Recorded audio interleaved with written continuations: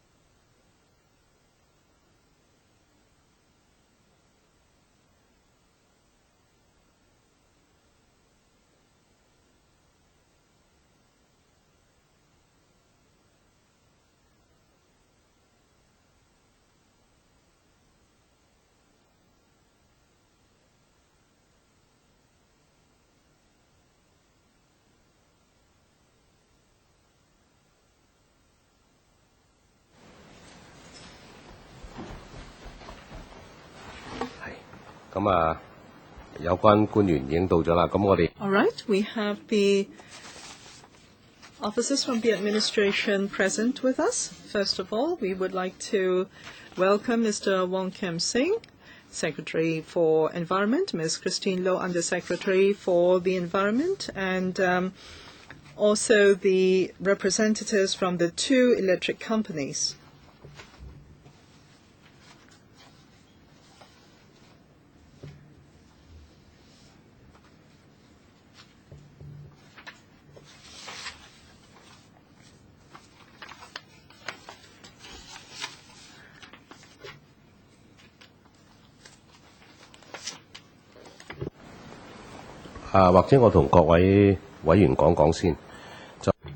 Well, first of all, I would like to bring you through the following. That is, the two electric companies will be providing their supplementary information on their tariff reviews, annual tariff reviews. And according to the request of the two companies, the confidential information therein would be blacked out. And there will be another set of confidential documents with all the relevant information will be sent to the Secretariat of the LegCo.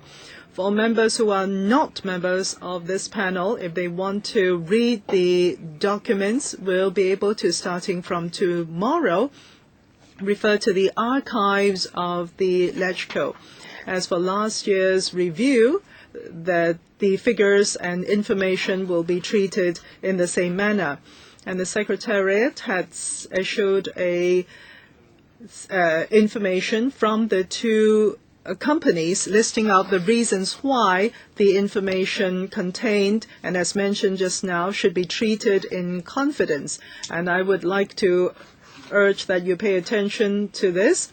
Any information that is listed as confidential information or documents requires strict confidential handling by members, and they are not to be publicized or revealed to any third party. And members are also not to disclose information to the other electric company, information of the companies. And it is understandable that this is information, commercial information, that the companies would not want to disclose to each other. So if you want to look at any of the relevant information, you can go to the archives and the relevant parts of the LegCo for so doing.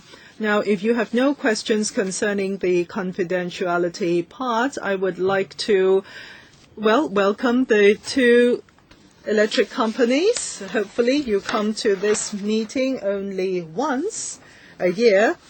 First of all, if I can just welcome from the CLP Power Hong Kong Limited, Mr. Richard Lancaster, Managing Director, Ms. Quince Chong, Chief Corporate Development Officer, Mr. S.H. Chan, Director, Mr. T.K. Chang, Planning and Development Director, and Mr. Stephen Choi, Strategic Planner, and also Ms. Cecilia So, Senior Public Affairs Manager, and also from the Hong Kong Electric Company Limited, we welcome Mr. K.S. Cho, Managing Director, Mr. C.T. Wan, Director of Engineering, Mr. Chan Loi Shan, Executive Director, and Mr. K.M. Wong, Group Manager Finance and Accounting, and Ms. Mimi Young, General Manager Public Affairs.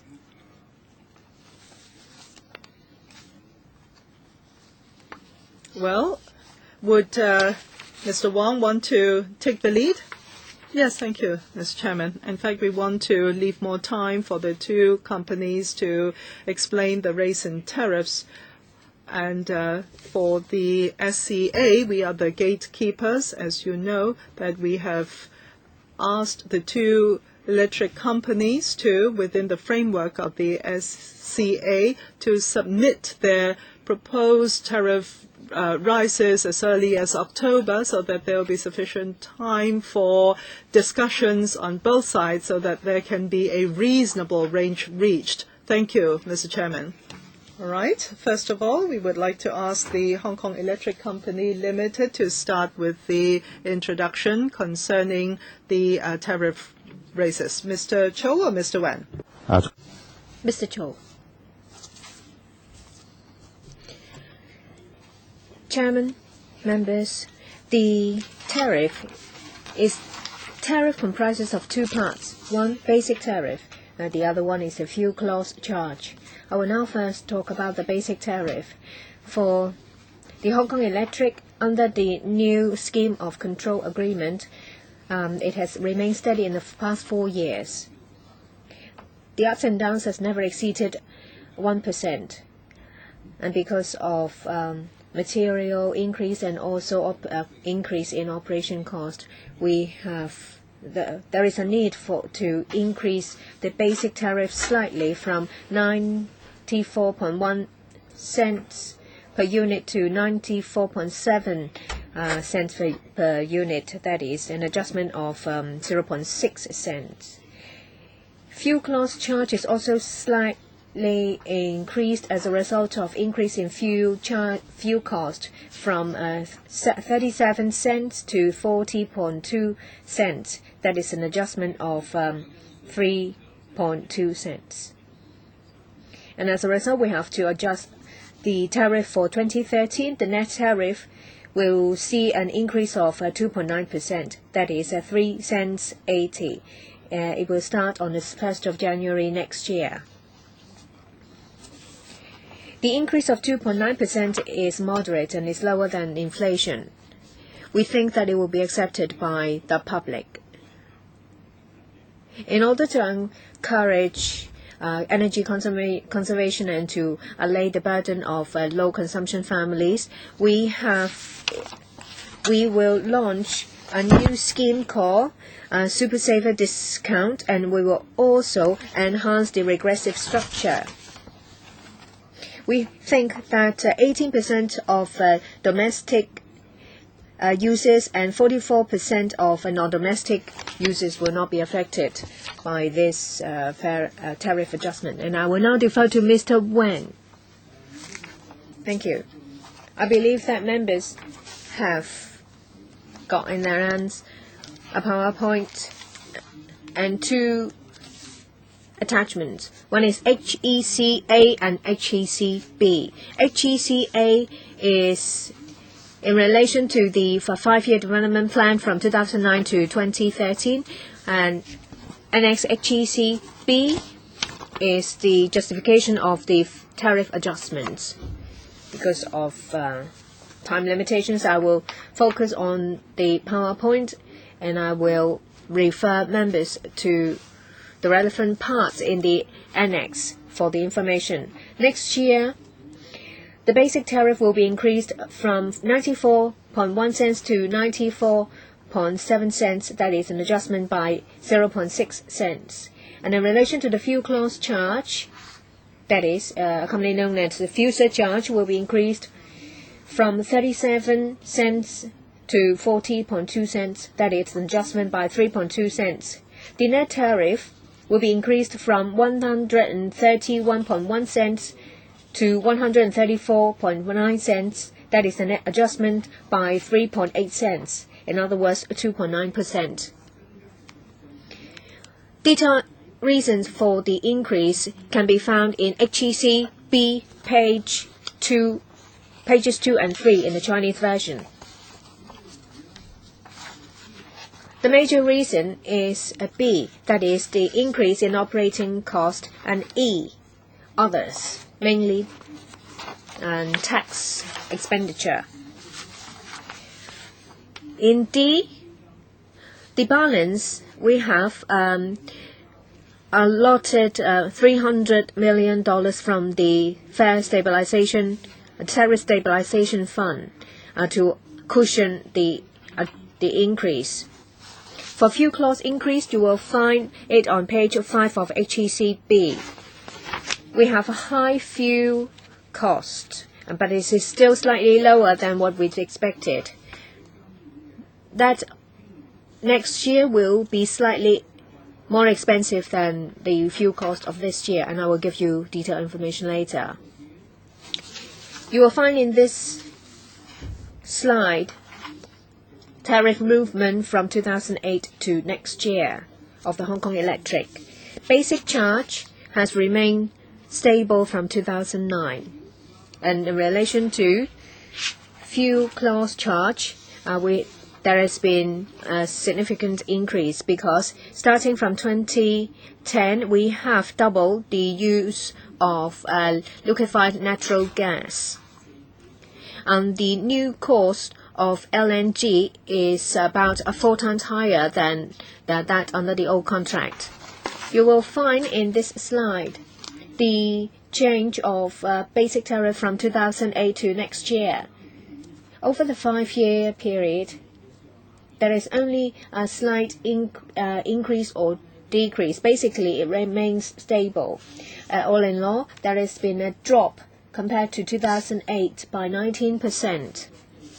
This slide shows the oil prices movement from 2009 to recent times. In 2010, per barrel, it has been fluctuating in a range over $100. We reckon that this volatility will remain, and there will be a slight increase. Basically, LNG prices is linked with oil prices. International coal and oil prices are heavily related. So next year, the total fuel cost will see a slight increase. You will find detailed information in HECB, page 6 in the Chinese version. As you all know, that over the years, the Hong Kong Electric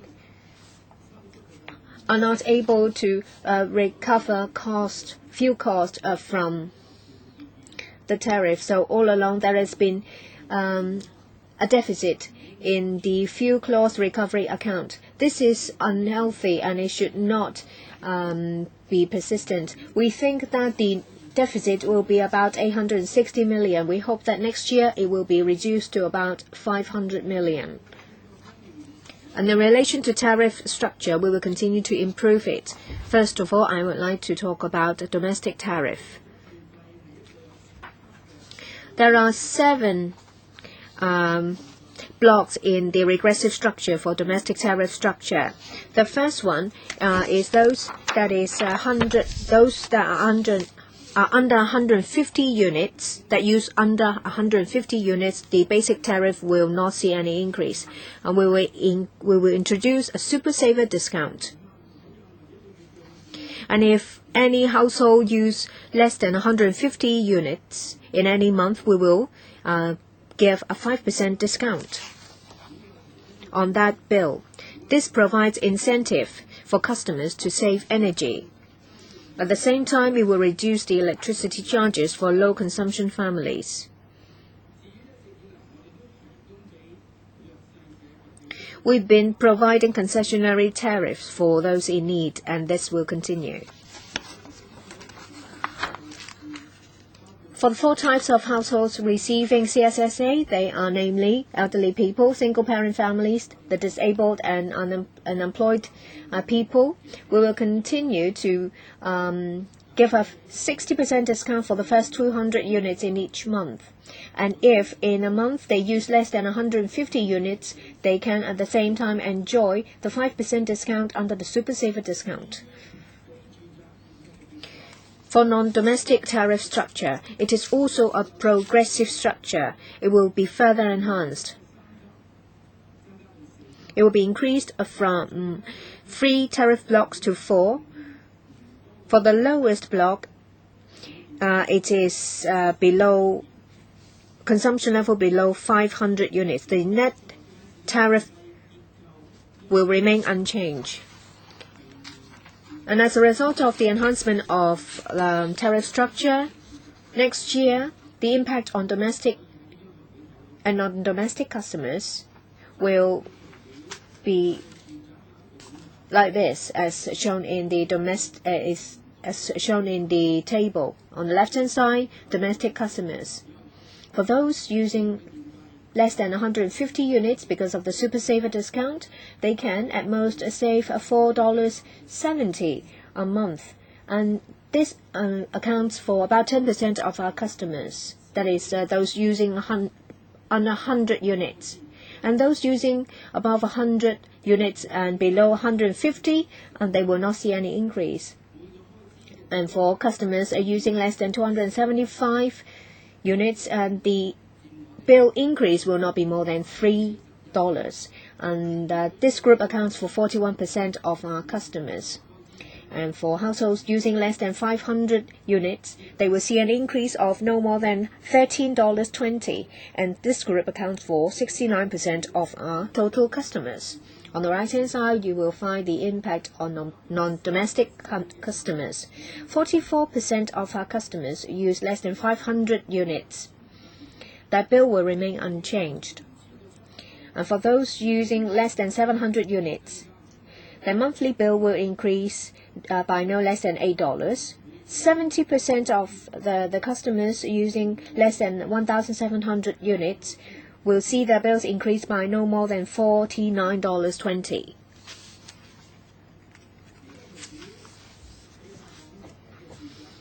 This is a comparison of Hong Kong electric tariff with domestic tariffs in other well-known cities. Well, next year, the majority of the households using Hong Kong electric services will be lower than Singapore, London, New York, and Sydney. That is, those using 275 units. And this only accounts for 1.77 of our total expenditure, which is a lot lower than other expenditure. And this is also lower than other major cities.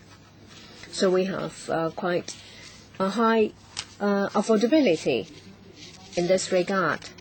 This shows overseas electricity tariff increases in countries or regions like Australia, United Kingdom, Taiwan, and Thailand. The increases range from 7 to 27%, which is a lot higher than our proposed 2.9% increase. This is a tariff volatility comparison between 2008 and 2012. The line in orange is the one of Hong Kong Electric. It is relatively stable, only at 1.4%, compared to the one in blue, United Kingdom, yellow, Singapore, and green, Australia. They are 21.9%, 24.2%, and 79% respectively. And this shows the world-class services of the Hong Kong Electric. There are 4 major areas. They are reliability rating for electricity supply, average time for supply restoration after interruption of supply, average waiting time for telephone calls to customers' emergency service center, and average arrival time at scene. We have excelled. 表現方面， As for emissions reduction, in 2012, the estimated emissions compared to 2005 is significantly lower. Nitrogen oxide is 90% less. Nitrogen oxide is 50%. Respiratory suspended particles 80% less, RSP, and SO2 90% less. And also for devices including desulfurization are all installed in our facilities.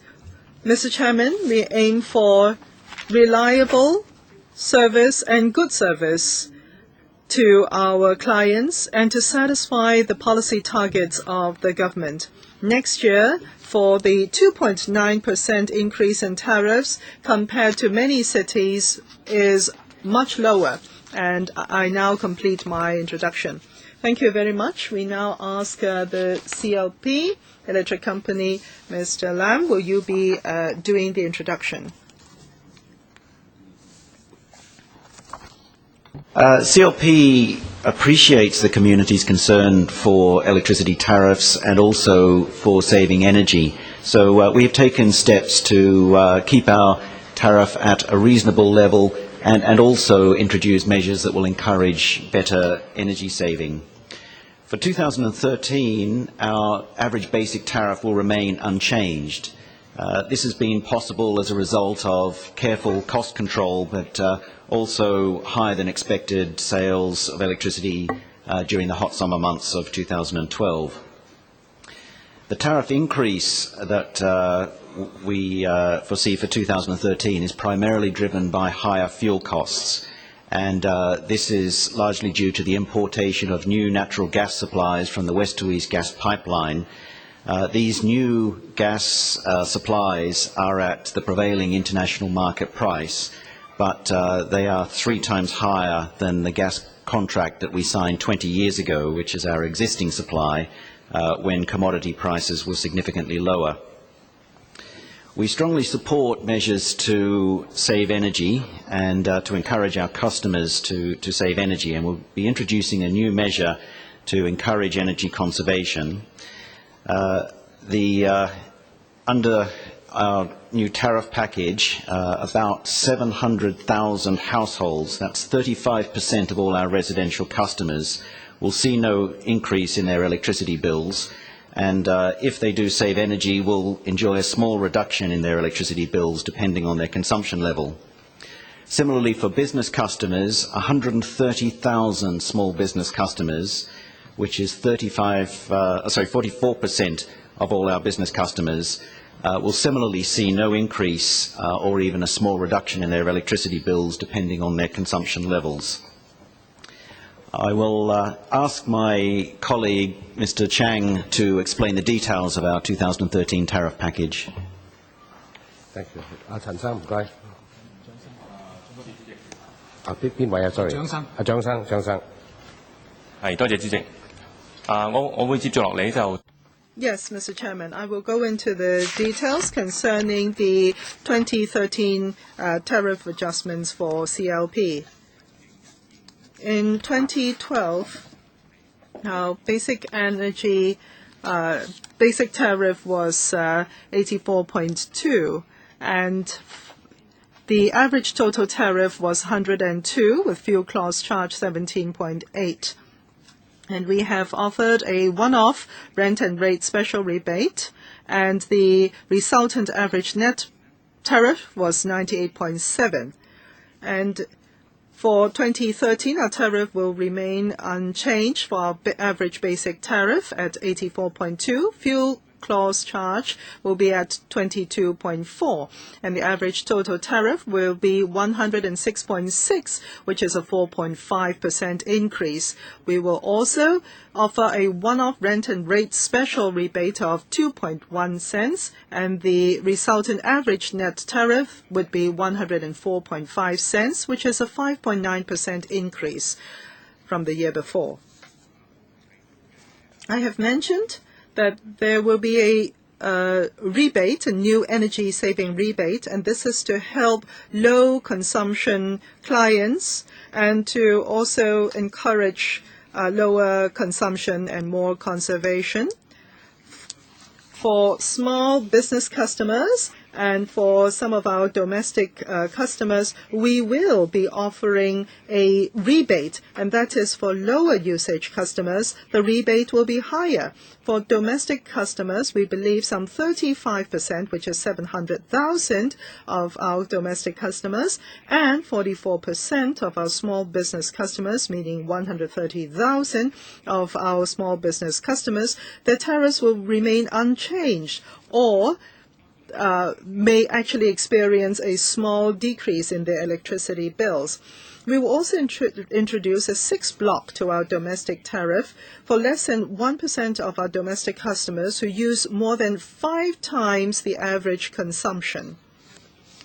We believe that through this streaming of our clients, we are able to reach our target of conservation. Now, as for the business customers for progressive tariffs, because there are different voices in society, we believe we have more work to do, i.e. speak to our stakeholders and also learn from overseas latest experience in the tariff structure and also consider the idiosyncrasies of Hong Kong and also to encourage conservation. Now, for rent and rate special rebate in 2012, we offered a one-off rebate. At present, the rebated amount is over 1 billion, and also in anticipation of reimbursement by government, in 2013, we will continue to offer this special rebate to the tune of 2.1 cents per kilowatt hour. We believe by the end of 2013, CLP will be able to return to customers all of the overcharged rents and rates money refunded by the government.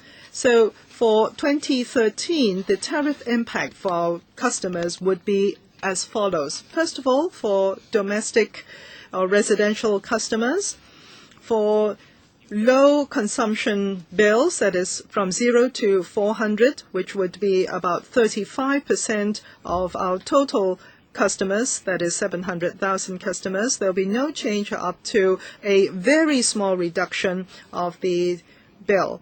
Now, as for 401 to 800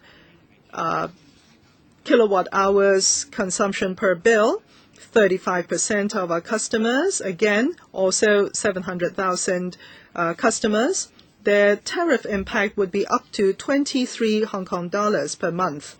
As for our business customers, that is from 0 to 400 kilowatts per hour per bill, that is 44% of our customers, or 130,000 customers. There will be no change up to a very small margin of reduction. As for 401 to 2,000 kilowatt hours, which make up about 33% of our customers, i.e. 100,000 customers, the tariff impact would be a maximum of 116 Hong Kong dollars. Now, for 2013, for CLP tariffs, if we compare that with the past 15 years from this chart, you'll be able to see that CLP had been putting in a lot of efforts to minimize any fluctuations in the tariffs, even though we have invested 90 billion in maintaining stable electricity supply and for environmental costs, but you can see that 2013 is still lower than, say, 2001. And any fuel and the fuel costs had been the reason for any rise in prices, and fuel prices are out of the control of CLP. And here we are able to see fuel prices internationally. It is highly unpredictable, and we have been facing this very difficult operation environment. And if we look at the past 10 years in terms of inflation, it had been relatively stable. So actually, fuel prices and local inflation trends do not necessarily coincide in the past 10 years. Now, I would like to turn our attention to the gas price trend in the past 10 years. You can see that for the natural gas, it is supplied by Yacheng Gas. And the contract was signed in 1974, and at the time it was $20 US per barrel. So Yacheng Gas was about $6 per unit. But in recent years, for natural gas price, it had been very fluctuating, and it had been fluctuating at a high level. For international markets, in fact, per unit is about 18 to 21 US dollars. So we can see that we have been enjoying a rather low-cost natural gas supply. However, Yacheng gas is about to be depleted, and starting from early this year, we have started supply from a South China supplier, and the price had increased to $14 US per unit, and you're able to see the red dot on the right-hand side of the chart. For this short-term gas supply from South China Sea, it started in May of this year, and you're able to see here, because Yacheng is depleting, and therefore we have to introduce this short-term, the red part, the short-term South China Sea gas in order to make up for the shortfall. And this is twice the price of the Yacheng gas price. In 2013, we'll be meeting with even more significant challenge, because Yacheng will further deplete, and we will have to increase the west to east gas supply. That is the yellow part, which is 3 times the price of Yacheng gas. Now, because of fuel cost fluctuation internationally, and because of the changes, as I have mentioned just now, on the right-hand side, you're able to see our fuel costs, which had been rising steadily over the past years. We believe in 2013, it would exceed $12 billion, which is an increase in fuel costs of 2.3 billion Hong Kong dollars. And the projected increase in revenue from fuel clause charge would be 1.6 billion Hong Kong dollars. And therefore, the deficit would be further increased, and it will be 1 billion in terms of projected fuel clause account deficit by the end of 2013. Now, natural gas is expensive, as we can see, but because CLP is adamant in enhancing the air quality of Hong Kong and also reaching the emission cap set by the government. In fact, in nuclear energy and natural gas as fuel for these clean energy sources, we have been improving on our air quality and lowering our emissions. In 2015, our emissions cap will be further lowered it will be 88% to 95% decrease compared with 1992. So by 2015, because of this challenge, we will be changing our fuel mix. 20% of natural gas will be increased 2 times. As I have mentioned, natural gas fuel price is very expensive, more expensive than it is now, and therefore, naturally, our fuel costs will increase. We understand that this will impact our customers in terms of their electricity bill, and therefore we will be helping our small businesses, high usage, and also residential customers to help them conserve energy and also to save on energy bills. Now, for large users, what would be some of the conservation measures? In fact, we have dedicated managers for these clients to provide professional advice and suggestions to meet their needs.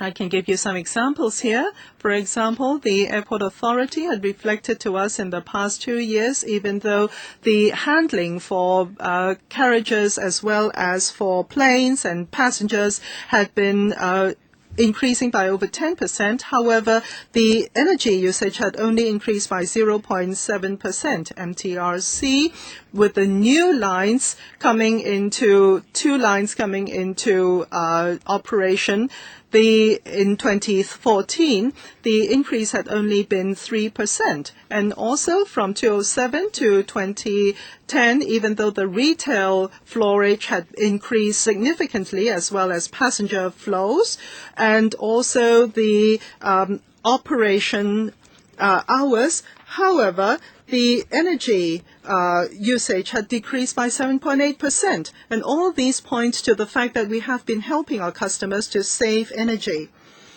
Now, for the tariffs after revision from CLP, compared to many cities, Singapore, London, New York, Sydney, we are still very competitive. From this chart, we are able to see for 275 units of usage as an average user, our tariff is 1.03, and you can see that Singapore and Sydney range from $1.85 to $2.78, much higher. And also for blackouts, it is very low at 2.3 minutes, which is lower than many of the major cities. And I'm now going through the tariff summary for 2013. Because of our vigorous effort in keeping costs down, the basic tariff will remain unchanged. However, because we have to meet requirements when it comes to fuel mix, we still have to adjust the fuel cost charge by about 4.6 cents per kilowatt per hour. And we will offer 2.1 cents under the 2013 rent and rates special rebate, and we have new initiatives to help customers save energy. That's the end of my presentation. Thank you, Mr. Chan. When I open the floors for questions, we have Mr. Wong Kok Hing, Tan Kak Biu, Andrew Lang, Albert Chen, Ronnie Tong, Lee Chak Yen, Chen Hang Pen, Lo Wai Kwok, Elizabeth Quat, Lam Tai Fai, Wu Chi Wai, and who else? Fernando Zhang. Anyone else? And Deputy Chairman. 4 minutes each. First, Mr. Wong Kok Hing. Thank you, Chairman. And in relation to the proposal to increase tariff by the two tariff companies, I think the CLP one is rather unreasonable. This is not a good Christmas present for the public. You can make the comparison. Compared with the HEC, the CLP proposed increase is over double of that of the HEC. HEC proposed an increase by 2.9%, whereas for the CLP, it's 5.9%. Why is it so much higher? And I think the CLP needs to give us an answer, and the administration needs to monitor it. And the CLP proposed an increase that is higher than inflation. According to the Census and Statistics Department, the annual inflation will be about 3.8%. The proposed tariff increase by CLP is much higher than inflation. As you know, electricity is an important energy source. With the hefty proposed increase by the CLP, it will set off a chain reaction. We think the administration should do a very good job in gatekeeping. CLP's justification is because of the increase of costs as a result of the west to east pipeline. As a result, a fuel cost has increased by 3-fold. And I think they should fulfill their the corporate social responsibility and spread out the increase in cost. I would like to ask for an explanation from the CLP. You said that there is a 3-fold increase as a result of the west to east pipeline. So do they have to raise the tariff in one go? I ask CLP to follow the HEC's proposal for an extent that is lower than inflation? Mr. Lancaster. Question. I would just like to perhaps elaborate on why we do need to increase our fuel clause charge. We are at the end of the life of our current gas supply from the South China Sea. It will be fully exhausted in the next few years, so we do need to replace our gas supply with a new supply. Our current supply was contracted around 20 years ago at a time when the price of oil was less than $20 per barrel. And as we've seen from some of the presentations, the price of oil today is over $100 a barrel. So the market price for gas, which is linked to the price of oil, is much higher today than it was 20 years ago. For us to replace our gas supply with new supplies at the current market price, Can I ask the CLP to answer me because I have a limited time? How can the HEC can propose a lower increase? Why do you propose one that is much higher? It doesn't mean that I agree with HEP, but yours is double that of the HEC. Thank you. By comparing your increase with Hong Kong Electric. If you look at our tariff level, it is currently at a lower level than Hong Kong Electric. And with our increase, our average total tariff would come up to 106.6 cents, which, when compared to Hong Kong Electric's average total tariff, would be 134.9 cents. So the increase is coming from a lower base, which is why our increase may seem higher than Hong Kong Electric's. But your percentage is higher than that of the HEC. Mr. Tan Kah Pew. I think this is indeed a very good design. Hong Kong is devoured by two snakes, and they can take Hong Kong as they wish. Well, a CLP first said that they are going to have a huge increase, a double-digit increase, and in the end they proposed a single-digit increase, hoping that public will accept it, but I still find it rather unpalatable. HEC proposed an increase of 2.9%. It's under 5, so I don't think the administration can stop it. Whereas the other one, it's an increase of 5.8. Nominally, it is 4.6, but can you do something about it? And the CLP has buried 3 bombs, and I think you will have to consider how to diffuse them. The first is the rebate, and the second one is the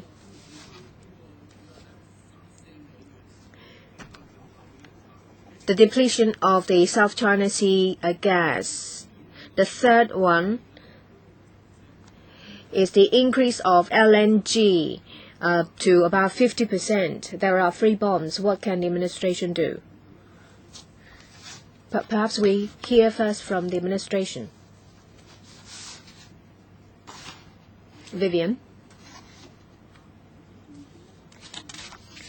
Currently, the CLP is asking for an increase of 5.9%. Under the scheme of control agreement, we don't just look at the increase of the current year, whether it is over 5% or not.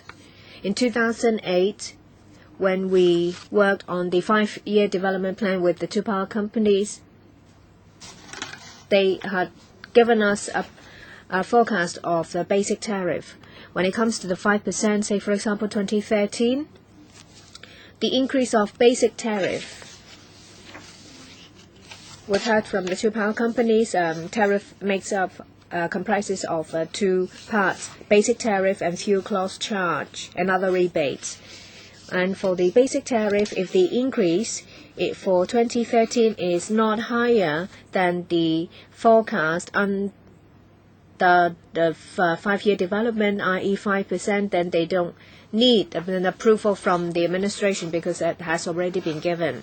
For CLP, the proposed 5.9%, the basic tariff proposed increase is not higher than 5%, or the forecast are in the 5-year development plan, so they don't need our approval.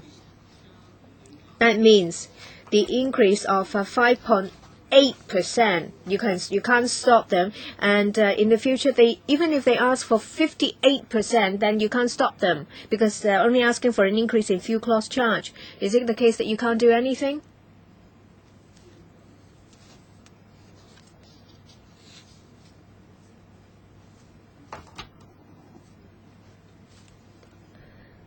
We have a scheme of control agreement, and the vetting is done under the SCA. Well, is it the case that you cannot stop them from ever increasing the fuel cost charge? The adjustment is made in accordance with the SCA. Well, I don't know how to be a legislator. The fuel cost charge is separate. When I was talking about 5.8, is 5.8 average net tariff. You may think that there is room for improvement of the SCA, then you can do something in the interim review. Mr. Andrew Leung. My first question is for HEC. On the face of it, your proposed increase is acceptable. But looking at it from an SME stance, for non-domestic, the structure has been increased from 3 to 4, but you have failed to elaborate. What is the fourth block? What is the consumption level? And you also said that for 1,700 units, there is an increase of $49.20, and it is a small increase. But that is not specific enough. And I would like to get more information about the last block. CLP. Well, a lot of the domestic users are using 400 units. You are talking about 44% of your customers, but 400 units is a very low level. If you have 2 air conditioners of 2 horsepower for 2 hours, then it will be more than 400 units. And about the SMEs, over 2,000 units, they will see an increase in their bill, but by how much?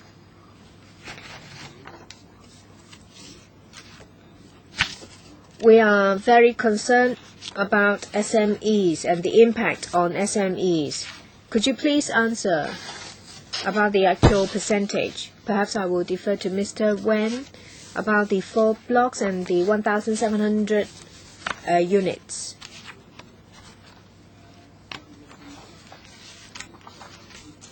For non-domestic, it will be restructured from 3 to 4. That is, we will have another ban under 500 units. For non-domestic customers, if they use less than 500 units, they will not see their bill increase. For 1,700 units, and the percentage is about 2.18%. And if they use more than 5,000 units, then it will be more than 2.9%. The highest increase for non-domestic customers, say 50,000 units, is about 3.2% or so. And CLP, who is to take this question, Mr. Lancaster. I'll answer this question, Chairman. Chen Sang. Mr. Chen. 400 units and 2,000 units. With CLP, we have an initiative to encourage tariff energy conservation. So if they use less than 400 units, they will get a rebate depending on the level of consumption. We are aware of the pressure of an increasing cost, and we will want to help them to save as much as possible. We reckon there are about 130,000 small businesses will, as a result for the this rebate cushioned from the increase, and they may even pay less. Apart from the 130,000 small businesses, you may ask, others may see a bigger increase.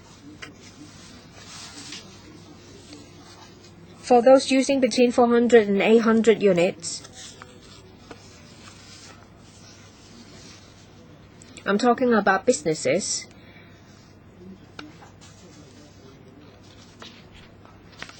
the impact will be up to 116, and that accounts for about 33% of our non-domestic customers. Well, how much is $116 as a percentage of the electricity bill? About 5.4%. What about 2,000 units? Well, according to our estimate, according to this scheme, some 90% of our customers, they will see a 5.4% maximum increase of tariffs. That would include the 130,000 customers with less than 400 units of electricity usage, and therefore they do not have to face any increase in tariffs. Chairman Yip. Thank you, Mr. Chairman. Every time we have this discussion about tariffs revisions, the small citizens of Hong Kong seem to be like meat on the chopping board. There is no room for any discussions or negotiations at all. Now, first of all, for natural gas usage, in the 1990s, whether it be the government or the electric companies, there was a lot of sweet talk, and we went in because of that kind of sweet talk. There was a lot of talk of being environmentally friendly, etc. And it was a time when Anson Chan was in place, and she sold it to the people of Hong Kong. This idea of natural gas being environmentally friendly, etc. But now it is already as expensive in terms of cost as coal and other sources of fossil fuel. So this is a very expensive source of fuel. For coal extraction, that is another cost as well. So that is to say, the consumers in Hong Kong will have to shoulder a very heavy financial burden. Now, you have this SCA, and you're working, you say, within the framework of the SCA, and it is superfluous for you to be here. I mean, you just raise the tariffs irrespective. Look at how angry the Hong Kong people are. I do not know whether you will reduce 1% or whatever in order to quell that kind of dissatisfaction among the Hong Kong people. I mean, this is a repeated exercise, and every time the people of Hong Kong are forced to accept it. And those people who are protective of the establishment basically are working in tandem with you, and there is this collusion between the government and the big businesses. Please do not let the two electric companies control everything. First of all, the electric companies, in terms of their opening up of their market, bringing in competition, and bringing in a third operator, or perhaps have the government run and operate a electric establishment to enter into the competition. I mean, those are possibilities. Otherwise, the people of Hong Kong will be, again, meat on the chopping block. And also, we have been talking about renewable energy, but we have done nothing despite 20 years of talk. There's been no development in that regard. I've talked about this many times. You go to South China, Taiwan, or you look at some of the big building blocks. They have solar panels at the top of the buildings, and they have water heating from the solar panels, etc. And some of this is compulsory, mandatory for the other jurisdictions, not Hong Kong. We have done nothing in this renewable energy, which has become a trend worldwide. We have been going forward at snail's pace. Can you perhaps choose a question to answer? You have 15 seconds. Thank you, Ms. Chen Wei-Yip, for your questions. First of all, let us look at the facts.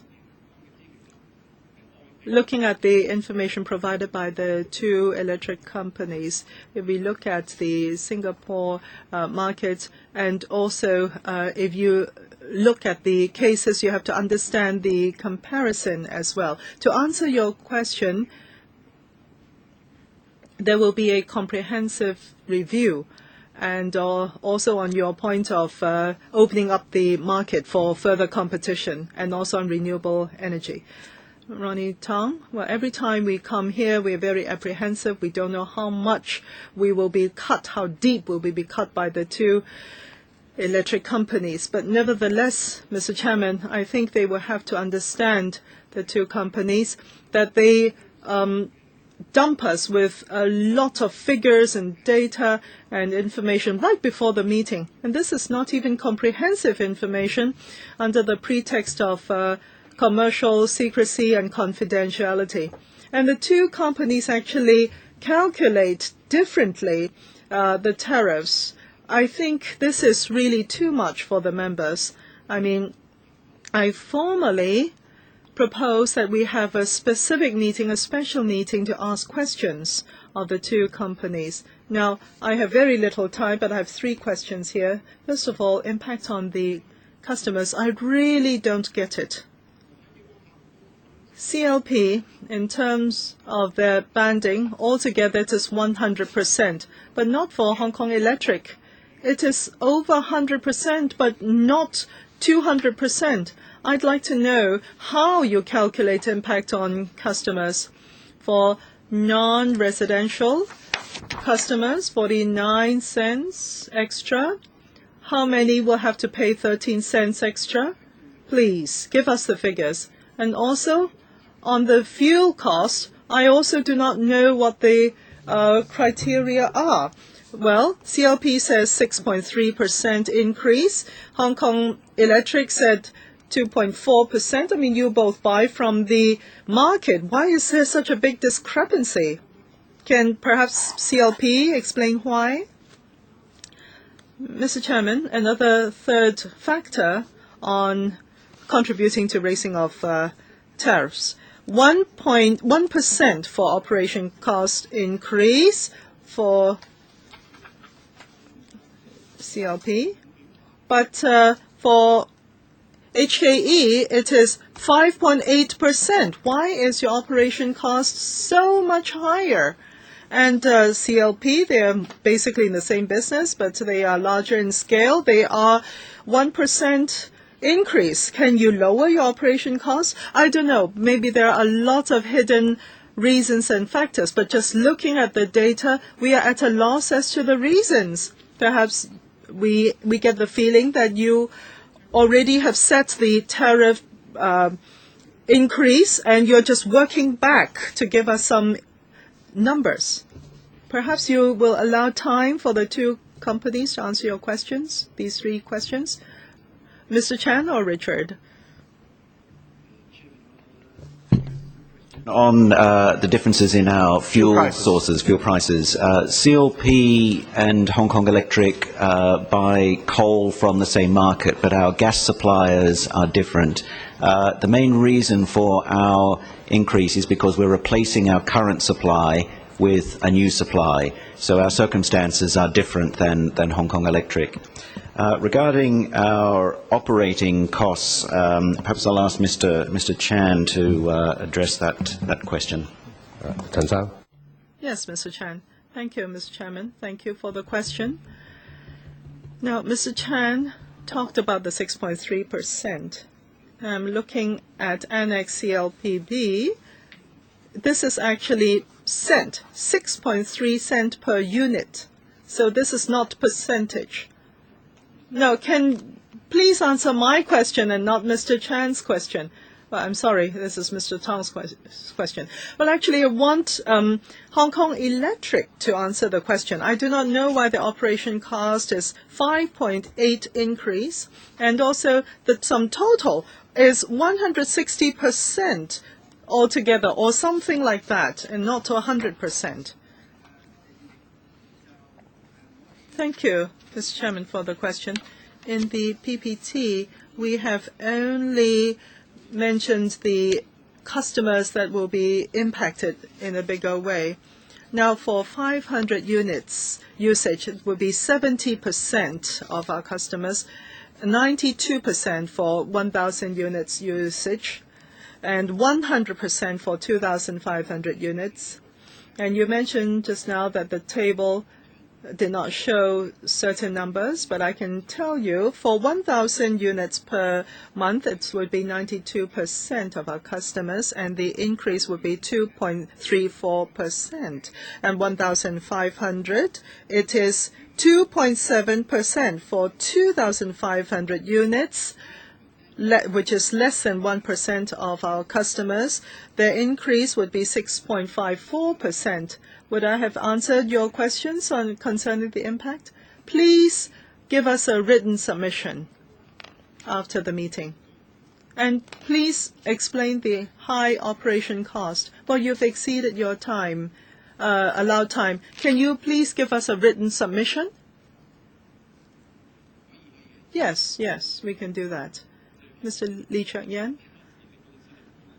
Well, actually, Mr. Chairman, both these companies are highly undesirable. Well, first of all, the Hong Kong Electric is twice the operation cost of CLP, but the increase in tariffs proposed is much higher for CLP. Now, we have a mid-term review coming up in 2013, but the government will have to solve this for the long run. How can there be two electric companies in Hong Kong? And we have talked about joining of the grids, but so far nothing has happened. It's been a monopoly, and we are meat on the chopping board. Now, you say that this is an SCA, it is not a guaranteed profit, but I can tell you, we all know that this will be 99.9% so. And going forward, it will be a continuous tariff raise. And natural gas costs, of course, will continue to rise, well, according to your estimates as well. So the tariffs will continue to rise and rise even faster. And we're just beginning in terms of this curve. So I would like the government to tell us for the long term what your solution is, and also for the midterm review, how would you go about it, and also introducing competition or joining of the grids. How would you do that? For our party, of course, we want to make the two electric companies public utilities. I mean, make them government run. But so that those are questions for the government. Now for the CLP. Your logic is very straightforward, isn't it? As long as fuel prices increase, all fuel price increase will be turned over to be borne by the customer in total. And you do not fork out 1 single cent. Now, the question is, why do you increase so much tariffs? I mean, you are still making 9.9%, the maximum. In fact, even if you do not raise your tariffs, you can still maximize on the 9.9% profit. But you are at the same time have the customers of people of Hong Kong bear all the fuel price increase. Why do you have to maximize on that? Why can you not bear part of the fuel cost increase? Why can't you lower your profit level? Do you have to have so high a profit level for the two companies? well, you say that this is permissible and the government's hands are bound, but on the other hand, we are very dissatisfied that you maximize on the 9.9%. The Labour Party is highly dissatisfied, and we do not believe that any company should think only of profitability and not think about the society as a whole. Now, CLP Appendix A, A3, I don't think they'll have time to answer you the question. Perhaps in written form then. Page 5 for the estimate for 2013 is 15.5, but your annual review is 22.4. So this is the tariff fluctuation. But this is even in your 5-year plan, it was not as high as this. Why is it so much higher now in this page 5 of yours? Now, please, this can be a written submission, but can you answer the question about the midterm review and also competition? Right. For the review until 2018, we will be considering all factors, including joint grids and competition. As for maximizing the 9.9%, I don't want to give the impression that I have a preference, because some members finish the question and answer in 4 minutes. And I hope that members will not ask till it's 3 minutes 59. Mr. Chen Han-pan. Don't worry, Mr. Lee Choi-yan, I will ask the same question, and I believe there will be a chance for your question to be answered. What the public don't want to see is that on one hand, these public utilities screaming that they are suffering, they are having a hard time, and at the same time they are making a lot of profit. Making a profit is reasonable. But can you tell us that after the tariff increase, how much will your profit increase? And will it be like what Mr. Lee said? Do you have to really maximize your rate of return to 9.99%? I know that there is a contract for the Yacheng gas for the CLP. Although it might be depleted very soon. Well, you know that it's going to be depleted in 2011. But starting from 2007, the prices for natural gas has been on the increase. The price for natural gas was on the increase when the Yacheng mine wasn't depleted yet. So are you just milking Hong Kong people? The HEC, you may propose a smaller increase, but your base figure is higher. If you talk to people, one will ask why people on the Hong Kong island are paying more in tariff than those on the new territories. So HEC, don't think that your proposed increase is small. Your increase is actually quite large because of the large base figure. CLP first.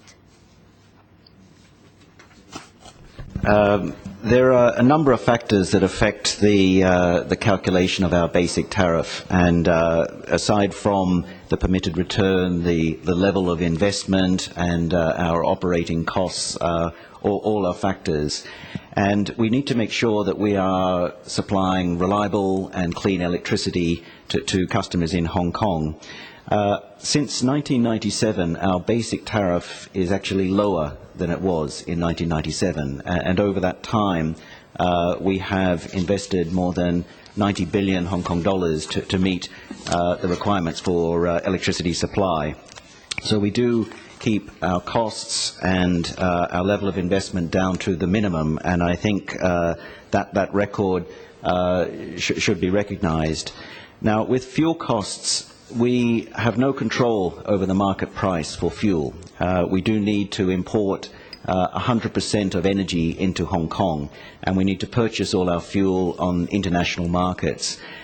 We were very fortunate to get a cheap supply of gas from the Yacheng gas field 20 years ago, and we have enjoyed stable tariffs since 1997, partly because of the stable price that we have had from the Yacheng gas field. Today we're in competition for sources of clean energy. More economies in Asia and more companies are trying to purchase clean energy, and so it is in much higher demand, which is why the price is going up. And as we have to purchase in competition with others, we have to recognize that that is the market price. Mr. Wen, but the CLP has not answered me yet. I will ask Mr. Wen to answer you.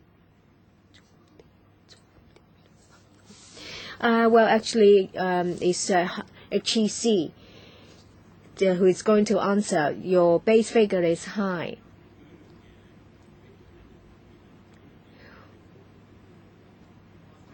Well, they use nuclear energy, which is a lot cheaper. So as a result, our tariffs is higher.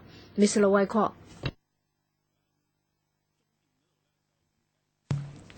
The CLP said that they estimate that the increase in fuel costs will be $2.3 billion. And I think that is reflected in the proportion of the free sources of natural gas, as Yacheng is only 1/3 of the market price, but the supply is depleting. For 2013, is there any room for that proportion to be improved? Because the contract for Yacheng is yet to be is yet to expire. Yes, the field is depleting, but is there any possibility that the supply will increase? And this short-term South China Sea LNG, if that can be increased, then the increase in cost will not be as high as $2.3 billion. Will you give back some of the? Will you lower the proposed tariff increase as a result? What about the undertaking to have the memorandum in relation to the West-East pipeline? According to government officials, it will be confirmed before the end of the year. We still only have about 20 days or so. How can you ensure future supply? How can you ensure that it's going to be stable? And the public is concerned about this spare capacity, that is the reserve capacity. Some people criticize that to be excessive. Would you take the opportunity to explain to us, please? Mr. Lancaster. Thank you for the question. We have tried to work with our supplier to get as much Yacheng gas as we can. However, the Yacheng gas field is near the end of its life, so the amount of gas that can be produced is uncertain. The estimates that we have shown today are based on advice from our supplier. If there is some more Yacheng gas that can be produced in 2013, then of course we will use that because it is much cheaper, and that will lower our fuel cost, and it is only the actual cost of fuel that is passed through to customers. So if there are any savings, they will immediately flow through to our customers. In terms of your second question on reserve, is the new source secured? The new source is at an advanced stage, so technical work has been completed, and the final commercial agreements are going through the final approval process. So we are confident that we will have the new supply early next year. So it will be the contract will be completed by end of this year? We expect so, yes. Okay. Regarding the reserve? Regarding reserve capacity, every electric utility needs to provide a certain margin for reserve capacity to ensure a reliable supply. And typically around the world, a level of 20 to 35% is considered a reasonable level to ensure that electricity supply is reliable. CLP's reserve margin in 2011 was 33%. which we think is a reasonable level considering that Hong Kong relies on electricity. Many of us live in high-rise apartments and our public transport system relies entirely on electricity. So for that reason, we do need to keep some reserve margin, which is in line with international standards. 葛珮帆議員。 Miss Elizabeth Quat. Thank you. Well, I think people living on the new territories will not have a happy new year because the KMB is asking for a fair increase, Take-Cane is asking for a toll increase, and now the CLP is asking for a 5.9% increase, which is higher than inflation. I think it only adds to the burden of people living in the new territories. Well, I can't see what is reasonable and what is not from these information papers. The CLP fails to answer Mr. Chen Hengpen's question. That is, whether they have overestimated fuel costs last year. And I'd also like to know about the financial arrangement of CLP. Well, has they put in place some kind of offsetting of the fuel costs? If so, can they give us more information? And in relation to profits generated from selling electricity to the mainland by CLP, currently there is a permitted rate of return of 9.99%, which exclude the profit from sale of electricity. I heard that they get a profit about 20% from the sale. Does that count towards their profit? Are there any ways for the CLP to reduce the proposed increase? These are my questions for the time being. I will ask CLP to answer first. Mr. Lancaster. Thank you, Chairman. I will answer the question on China sales first, and then I'll ask Mr. Chan to address the question about the estimates of fuel costs. For China sales, we do make use of our spare generating capacity when it is needed by the mainland to provide electricity. And if there are any profits that arise from that, 80% of those profits are passed back to our customers and go to our tariff stabilization fund, which helps to keep electricity tariffs down. Since 2002, we have benefited our customers by more than 5 billion Hong Kong dollars. So that has helped keep our tariffs stable over the last 10 years. And in fact, in the last 2 years, the sales of electricity to China have kept our basic tariff down by between 1 and 1.8 cents per unit. And Mr. Chan will address the question on the fuel cost estimates. 陳生。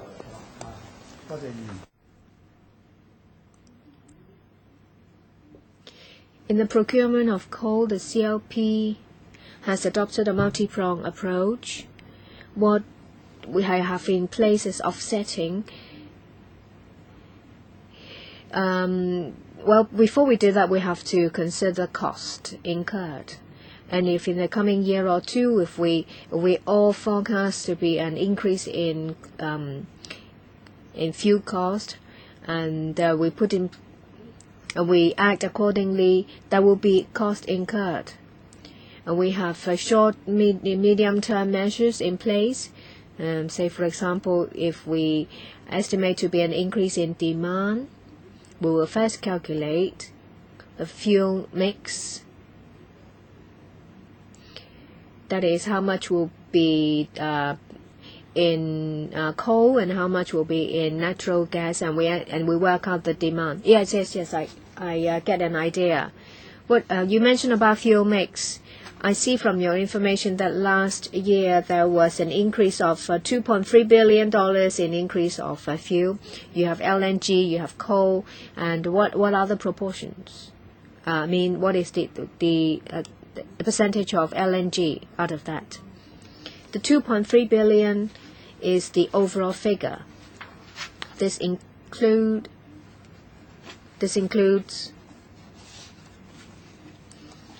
mainly the increase of prices of LNG.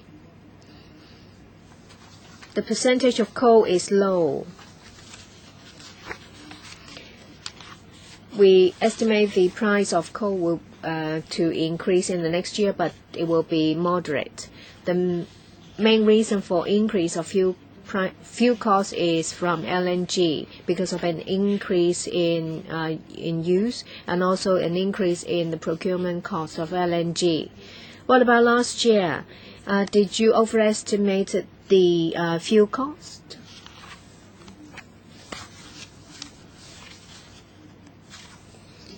What can be seen clearly from the information paper is that the figures over the years. When we estimate the fuel cost and through the fuel clause account, we adopt an accountable basis. If we have overestimated or underestimated the cost in the next year, and at the time of, it will be reflected in the fuel clause account by a positive or a negative figure as a result of a hike in fuel prices in the international arena. In the fuel clause account, we balance, it is a negative one for quite some time. We still have 8 members queuing up, and I will draw a line here. Mr. Lam Tai Fai. 主席， Mr. Chairman, now let aside Hong Kong Electric. For CLP, I will not support it, and I cannot accept it, and I disapprove of their handling of this. As a company that makes a profit, well, whether they make a profit or not, there will be tariff increase from them. We've looked at the presentation. Now, they have increased the tariff, and then they talk about conservation, and this is much like the tea houses. After raising the food price, you teach the customers how to cut down on eating, cut down on food consumption, or lose weight. This is just so unreasonable. It doesn't stand. In fact, what is very simple is that you're passing on your costs to the customers. Simple as that. Cheng gas, whatever. We don't understand. I mean, the citizens in Hong Kong do not understand. The small businesses in Hong Kong, the small citizens. How can we bear that? How can we follow that? Have you thought about you are a monopoly in Hong Kong? You make profits one way or the other. You know, for the businesses, very often we are criticized as lacking in social responsibility, no conscience. I do not know why the 9點幾啦，咁啊俾人。 Albert Chan doesn't criticize some of the other public utilities. Now, explaining the figures and all that with a lot of public dissatisfaction, well, you say 5.9% increase. This really is much like selling, a pair of shoes for $99.99. Falling short of 6% by 0.1%. I'm not going to ask any questions of the CLP because, after all, they are going to pass all cost increase onto the people of Hong Kong. I mean, you are new to Mr. Cheung, you are new to your position. I mean, you should do something. I mean, we're talking about all sorts of raises, the MTR, the bus companies, the tunnels. I mean, the moment we go out of our house, riding on public transport, even if we spend our time at home switching on electricity, we are fleeced here and there. You talk about introducing competition. But on the other hand, if you do not change the SCA, it is always an upward revision, the tariffs, never down.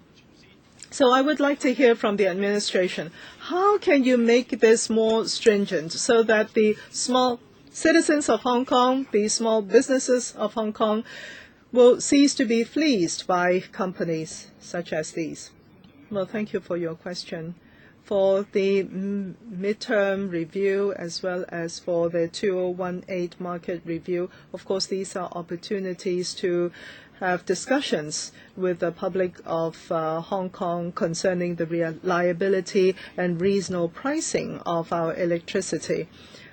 And as you know, we have mentioned in the LegCo that we will grasp the opportunity next year to start this discussion. We have a consensus on that point. I would like to make a supplement, and that is apart from the increase, we also have small businesses. We are concerned about the small businesses. A large percentage of low usage businesses as well as households do not face a tariff increase this time. All right, Mr. Wu Chi-Wai. Thank you, Mr. Chairman. For the two electric companies, they have mentioned a low usage rebate. I do not know whether this is a method for you to lower your average increase of tariffs. Therefore, I would want you to tell us what the tariff increase for each block is. Now, secondly, CLP, you mentioned that the lawsuit, the court case with the government, that there will be a return of that to the people of Hong Kong. Now, if in case the government wins out in the court case, who will bear the funds that are prepaid? Now, let's say if you win the court case, what would be the subsequent increase without this kind of rebate? Will there be a huge rise in tariffs? Now, you have both talked about conservation and energy saving methods, but it seems to be targeted at low consumption households or users. Why can't these be extended to other levels of users as well? Let's say if the user had decreased the electricity usage compared to the same period of last year, why can't they also enjoy certain concessions?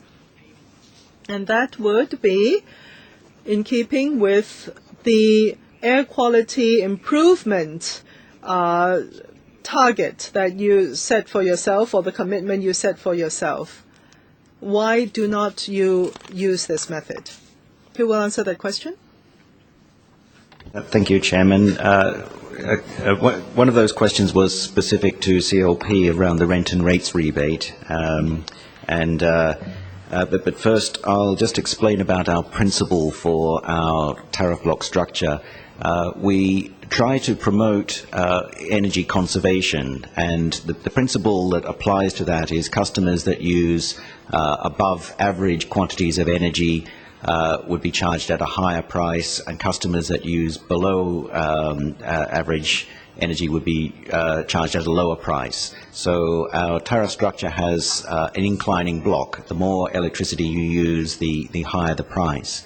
And our energy saving rebate is designed to encourage customers to consume less energy, and by doing so they can reduce their electricity bills. The second question was around our rent and rates rebate. This is a case we have been challenging for more than 10 years with our rent and rates that we believe have been overcharged by government over that 10-year period. We have gone through a court process, and we are waiting the final outcome from that court process. But in the meantime, the government has refunded at least $1 billion to us. We have made the commitment to refund all of that money to our customers, and we have done so through our rent and rates rebate. And we do anticipate that in 2013 there would be further refunds, which we will rebate again through our 2.1 cent rent and rates rebate. 主席，佢第一個就唔知係咪可以提供到書面嘅資料咧？就係各級嘅電費嘅係。Yes, the actual increase of tariffs for each of the blocks, can they provide that information? And also from energy savings point of view, I fully understand that this is a progressive tariff structure. We understand that. But on the other hand, there should be a concession given for people or for users which use less energy compared to same period of last year. Would there be a concession offered to them? Do you want a written reply from them? Yes. Fine. Can you do that? Yes. Mr. Cheung Chiu-hung?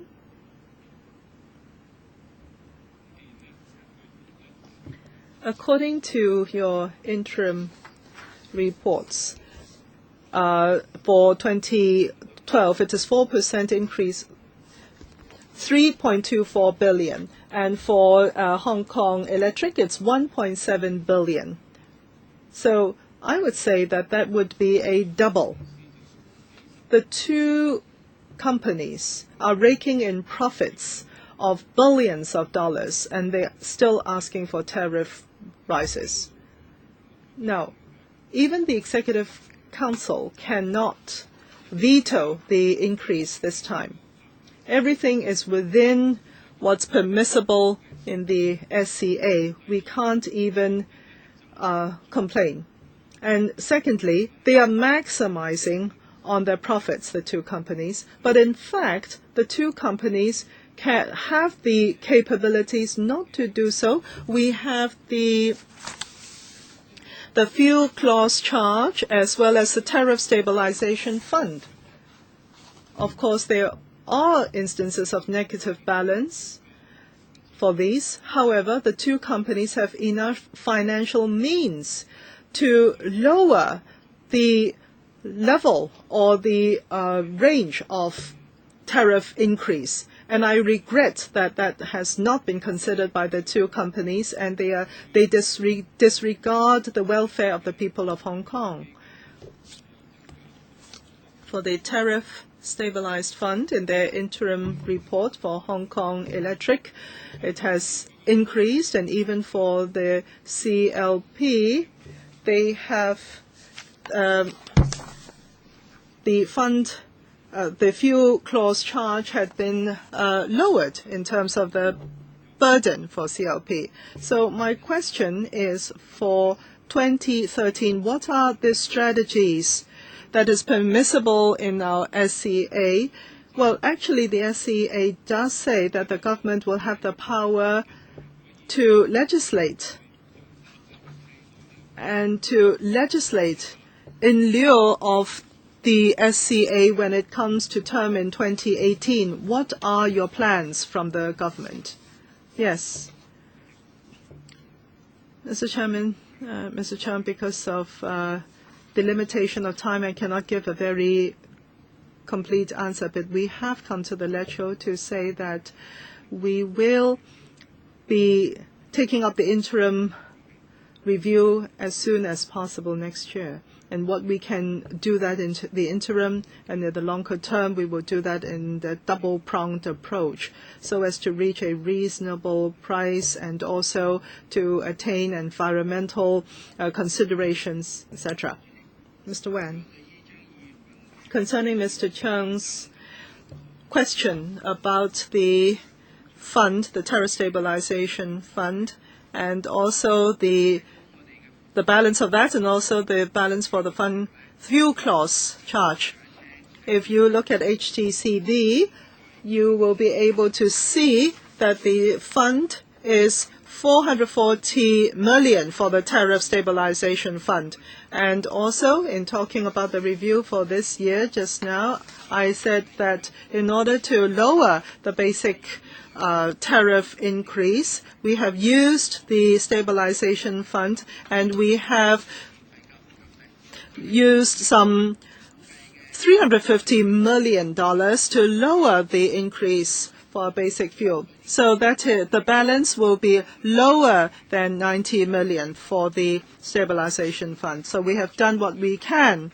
As for the fuel clause charge, as the end of the year, it will be a expected negative number, and next year will also be a negative number, actually to the tune of 860 million. So we have used these two funds actually to lower the increase. CLP, please. 將原問題咧問到兩個。Yes, concerning the two funds balances. In fact, the document has already talked about this when we mentioned the tariff adjustment increase. And at the end of 2013, we will have a negative 1 billion balance. As for the fund for fuel class charge, well, basically, for this tariff stabilization fund, we believe that for 2012, the balance was 700 million. It will decrease to 200 million in 2013. Deputy Chairman, under the SCA, a fund will be set up. A loan fund will be set up for NGOs. I think for CLP, it's about 100 million or so, and the HEC is about 60 million. I'm aware that no companies have made any applications. Can I ask if these funds can be put into the stabilization fund? I know that currently it is not allowed, but can we make use of the interim review and have these two sums put into the tariff stabilization fund to alleviate tariff increase? And in 2010, there was an AQO air quality objectives. It states that by 2020, fuel mix will be 40% nuclear, 10% coal, and 50% LNG. As we've shown by the CLP for 2015, and LNG 45% and nuclear 30%, coal 25%. So when will they increase the percentage of nuclear energy? Because we know that nuclear energy is much cheaper than LNG. Secretary, there are two questions. First, in relation to the loan, well, yes, we can discuss it in the interim review in relation to the fund for loans. We would like to improve air quality by 2020. Through different fuel mix, we can make adjustments.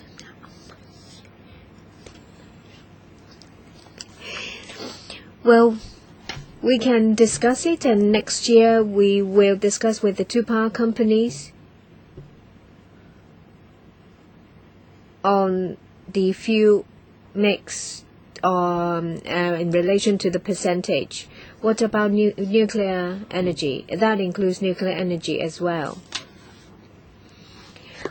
Currently, the HEC is asking for 2.9%, which is close to inflation. I find that acceptable, whereas the CLP needs to do more to push the proposed increase down. Mr. Lancaster. In relation to the question, we have taken all the steps that we can to keep our fuel costs as low as possible. We have made use of the cheapest gas sources, but we do have pressure on our fuel costs. We need to comply with emissions targets that they are set under the air quality and the air pollution control ordinance. So we do need to use a certain amount of gas in order to produce our electricity. All of that gas needs to be imported, and whilst we try and get the best performance out of our coal-fired plant and use the cheapest gas sources that we have available. We have done everything we can to keep the cost increase to the minimum level. 跟住係郭榮鏗議員。Mr. Dennis Kwok.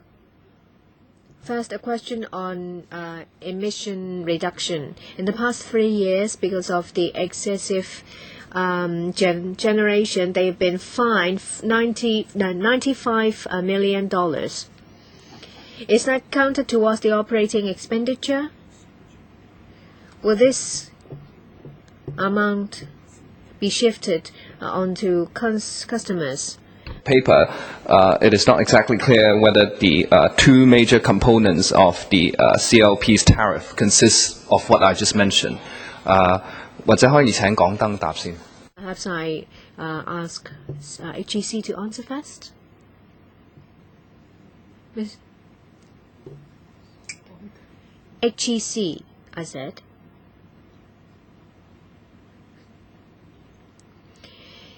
The $95 million comes from the pockets of shareholders and not an operating cost. Will it be transferred to customers?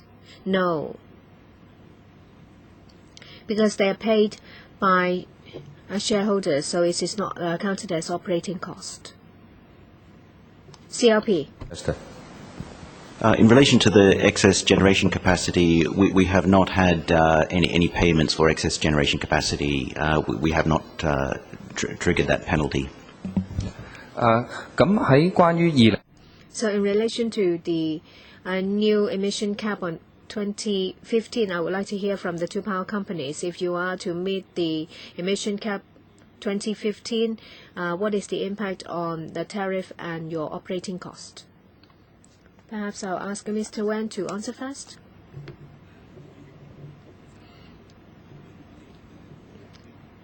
Based on our estimate, if we are to meet the emission cap 2015, there is work to do.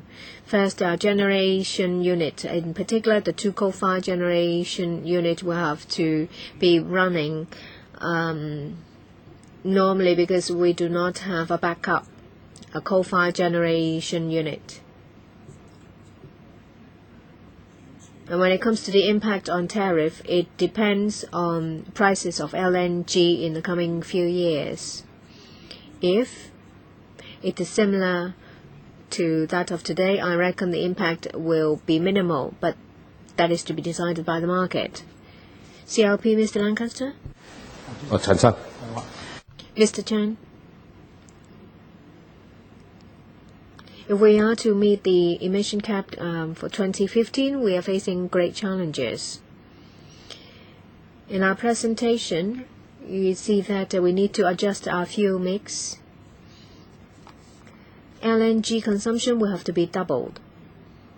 New gas prices is higher than the price set down in the contract signed 20 years ago. So we are facing pressure on fuel cost increase, and it is enormous. We're talking about, it is premature to talk about tariff for 2015 because they are subject to a number of factors, including prices in the market. But what about if we assume the price to be the same as that of today? It's just like what HEC did. If fuel prices remains the same as this year, what do you think the impact will be on the tariff with the change of fuel mix? Given the current prices for LNG, well, the Yaqing gas field is depleting, and we're using substitute that is more expensive. And if we are to meet the emission cap, we have to double the use of LNG. So we have a huge pressure of tariff increase. Ms. Sit Ho. Thank you.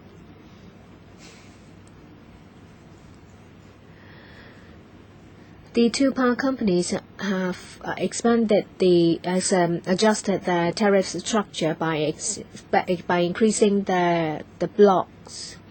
So for low consumption families, they may not see an increase, or they will even have to pay less. But still, there is an impact on them. What shops will use less than 2,000 units? Shops that produce food, say for example a bakery, they will definitely use more than 2,000 units. But this is related to people's livelihood. So I ask the two power companies not to shift the fuel cost onto consumers entirely, because they are still maximizing their profit under the permitted rate of return. I hope the two power companies will exercise some self-restraint. Otherwise, there will be public support to reduce the permitted rate of return in the review.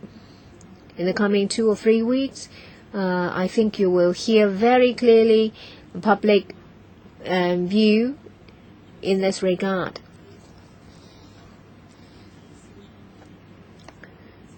So don't think that by keeping a tariff unchanged for low consumption households or businesses, they will get public support. For large consumption businesses, they will shift the increase in cost onto consumers.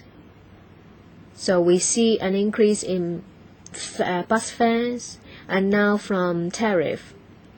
But when it comes to wage increase, look at Cathay Pacific, only 2%. It's much lower than inflation. I asked the two power companies to exercise self-restraint to not maximize the rate of return this year. Any reply? CLP or HEC? Richard? Just to respond to the question, in terms of business customers, we have taken measures. We do understand the impact, particularly on small businesses. So our energy saving rebate is aimed at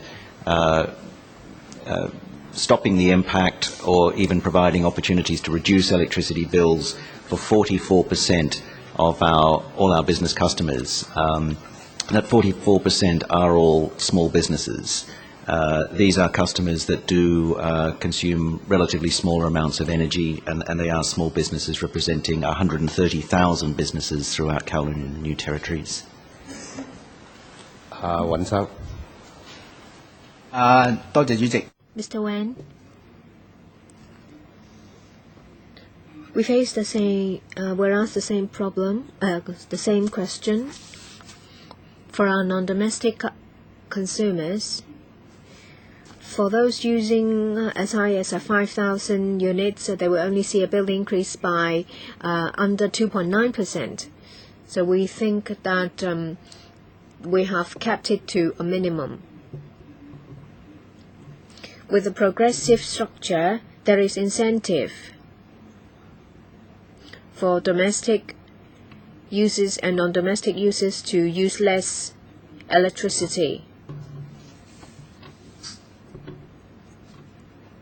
because the less they use, the smaller the increase and the lower the tariff they have to pay. There are 3 members still waiting to ask questions. Ms. Elizabeth Quat has submitted a provisional motion. We will deal with this motion after members have spoken. This meeting is scheduled to finish at 7:15. I propose that we extend the meeting by 30 minutes, but first of all, let me ask officials and representatives if they can stay for 30 minutes more. Secretary?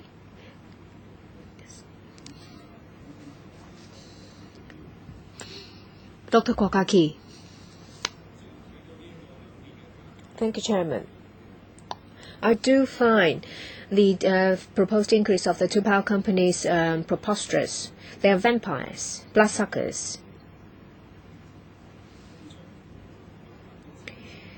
We're facing serious inflation and rising prices, and now they proposed 3% and close to 6% increase in tariff.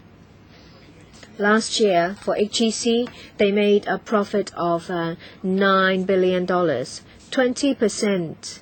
They provide 20% of the electricity and made a profit of $9 billion. And their tariff is about 30% higher than CLP. CLP, the profit is $9.2 billion last year.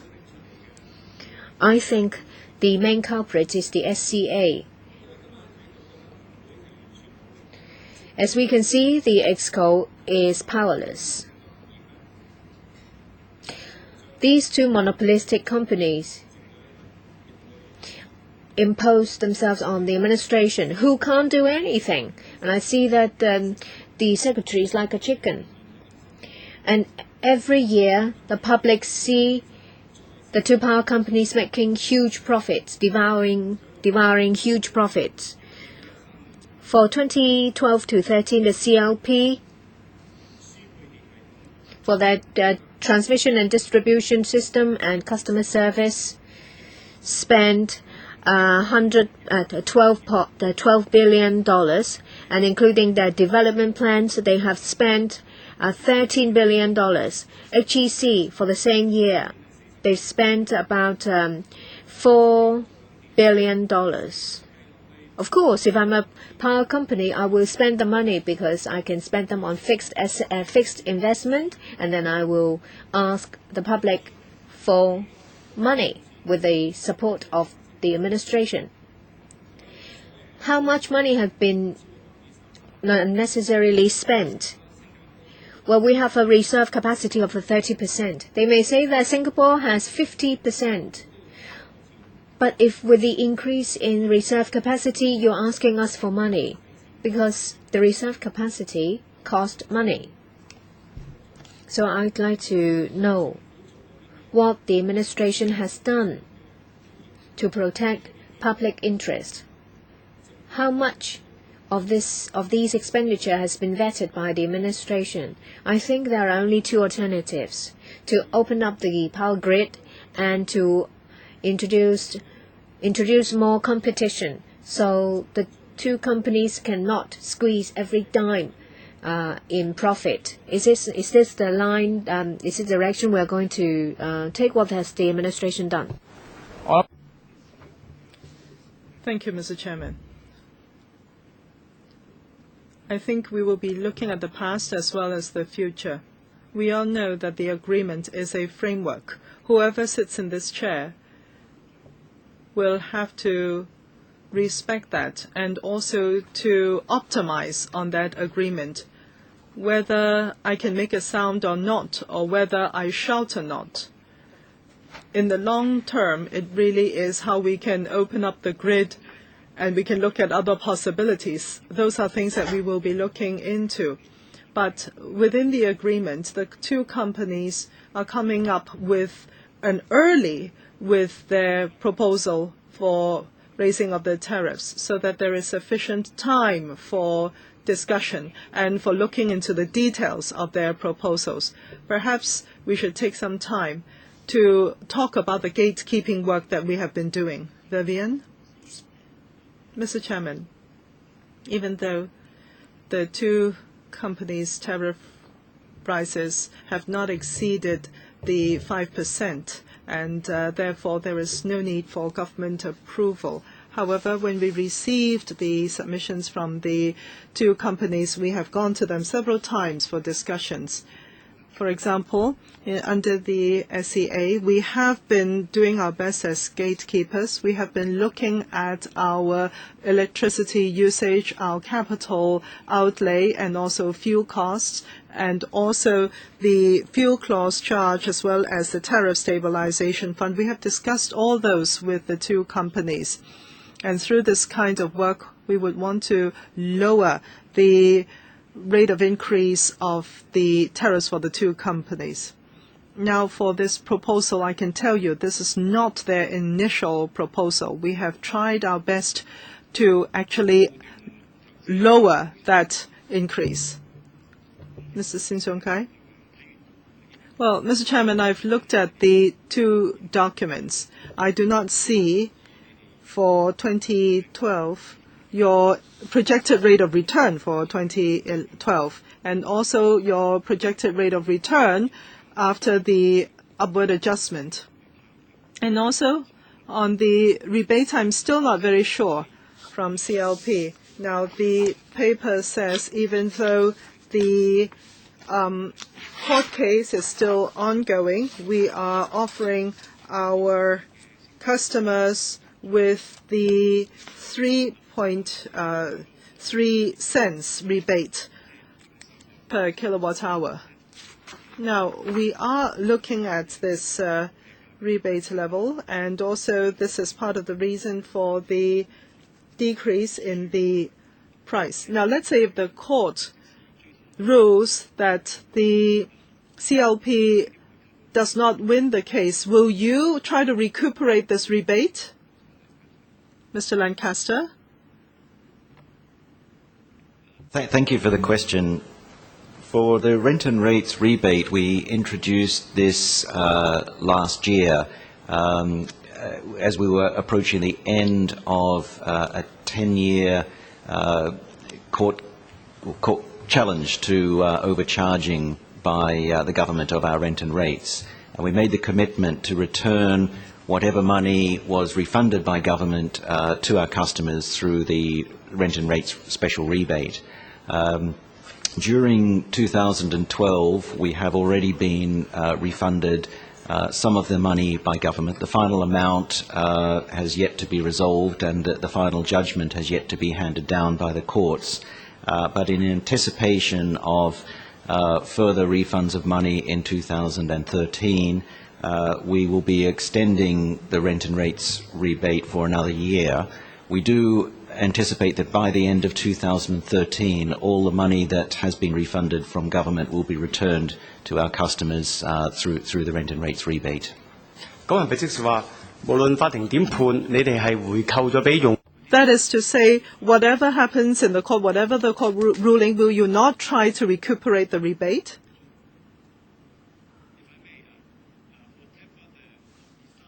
You won't return, you won't recollect what you rebate to the customers. We've made an estimate of the amount of money that would be refunded by government. We're taking a forecast of what that amount would be. We don't know what the final amount will be, and we may need to make some adjustments to that, but for the purposes of our tariff review today, we will be continuing the special rebate through 2013, but at the lower rate of 2.1 cents for the whole of 2013. No, my simple question, and I just need the simple answers. Whatever the court decides, will that affect what you have what you have rebated to the customers? No, I think what event is the appeal that is going on now. That is, you are waiting for the decision. In case of the decision goes the other way, what would you do with the refund that you already distributed? The case is currently with the Lands Tribunal, and there has been a similar decision that went through to the Court of Final Appeal in the case of Hong Kong Electric. There are very much similarities with our case. It has already been decided on points of law for the Hong Kong Electric case. So we have had interim refunds already being provided by government. Around $1 billion has been refunded, and that was returned through the 3.3 cents rebate. And we do anticipate further refunds in 2013, which will be refunded throughout the year in 2013 as well. The return rate, return on asset, 即係個回報率。So you do not expect any change in decision at the Court of Final Appeal? No, we don't. 回報率未答。Rate of return. But we're running out of time. 田北辰議員。書面答得唔得？書面答。Can you submission later on? Yes, Chairman. Can. 而家呢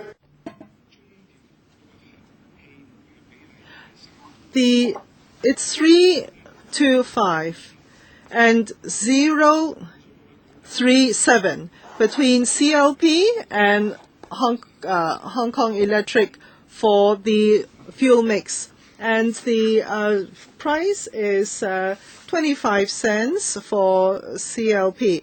From 325 fuel mix, and in fact, for gas and also coal, you face the same kind of increment. But I would like to know, why have you always been twice as expensive in terms of your fuel costs than CLP? Is it because you have not been using nuclear energy?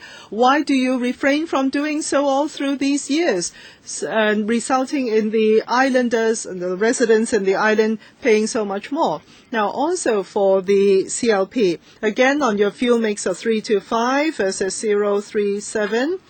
Now, CLP had increased by 3 times. But Hong Kong Electric only 8% increase. That is the increase. So, and for gas, it is 20% increase and 30% for Hong Kong Electric. So my question is, percentage-wise, why are you 4 times as expensive as Hong Kong Electric? Now, I do not understand why. Now, I also have a question for the government. I know that they will not be able to answer the question today, but do give us a written submission. For today's gas, coal, and nuclear fuel mix, if it is already reaching the 541, that's 5 nuclear, 4 coal and 1 gas, how would it change the cost structure?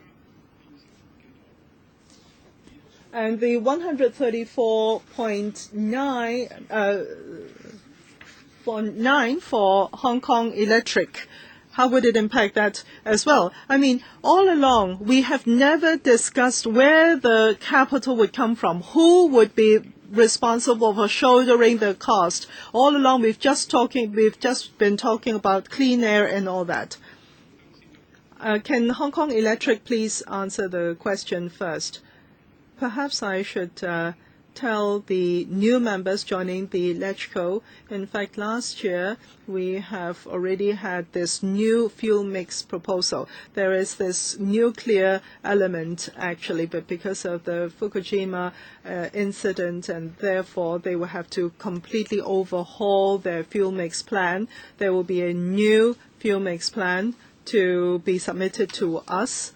And today, they will not be able to give us the whole story. So you're saying the 541 does not exist anymore.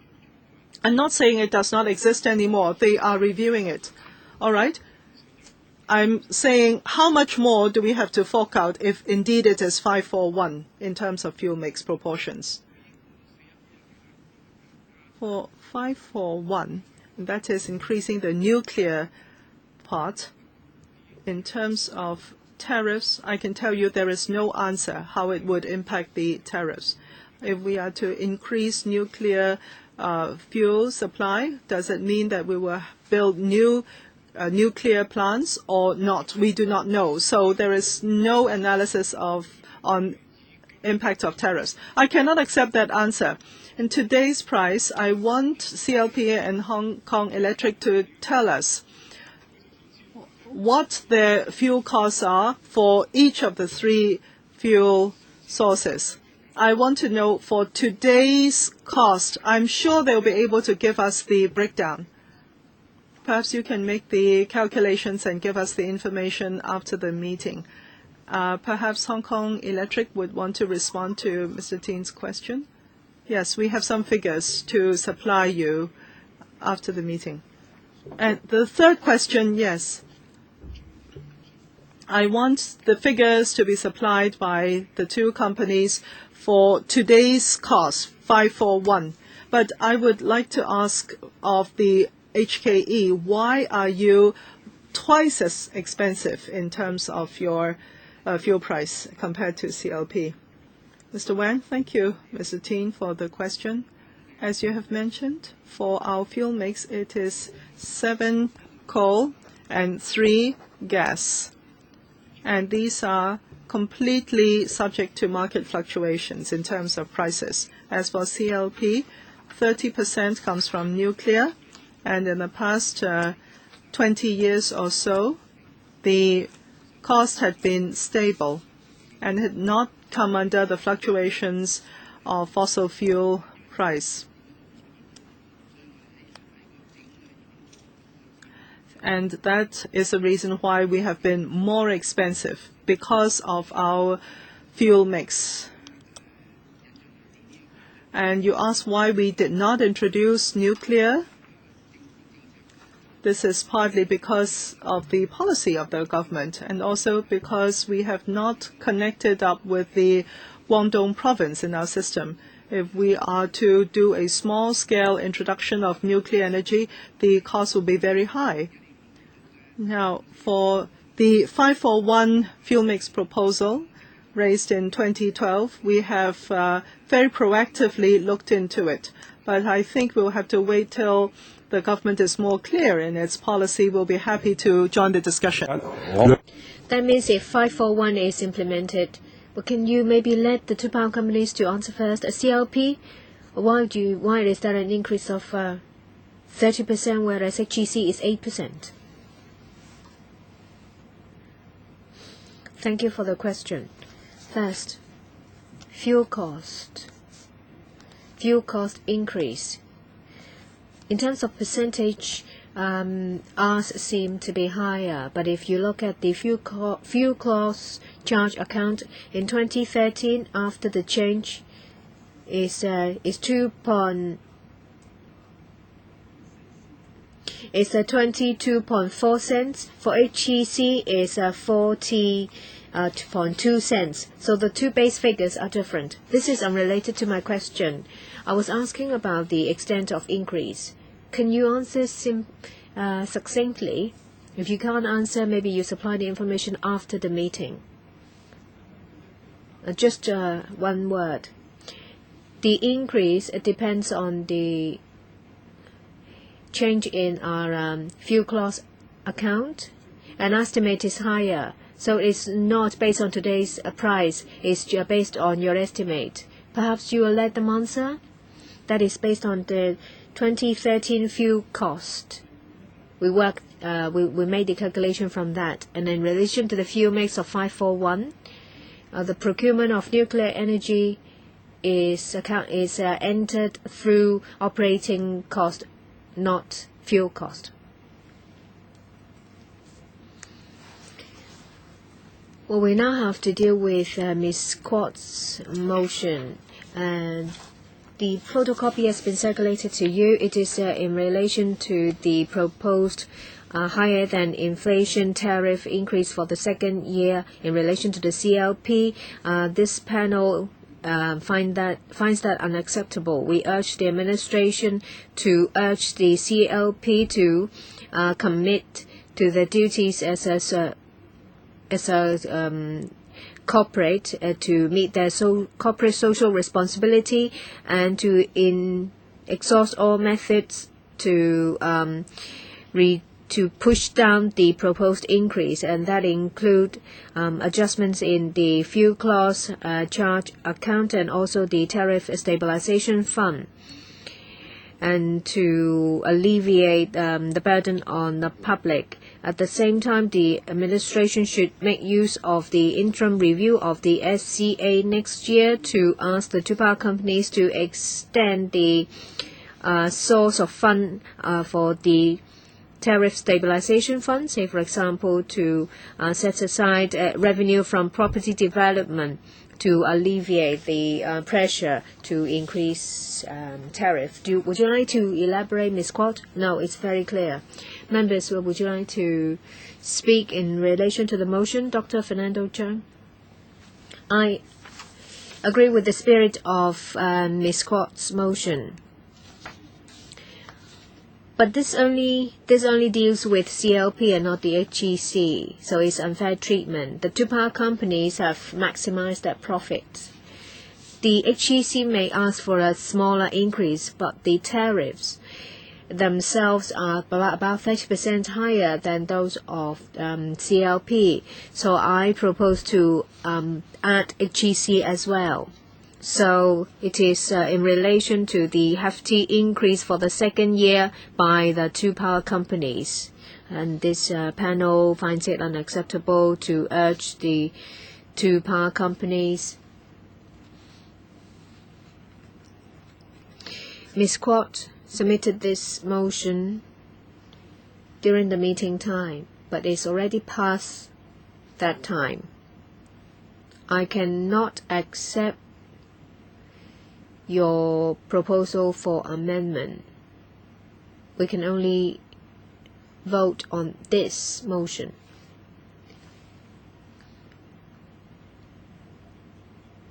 So you can deal with the motion but not my amendment. Now, because it is past the meeting time, you did not raise it during the normal meeting time. I want it recorded. I want what I said to be on the minutes. Yes, it will appear in the minutes.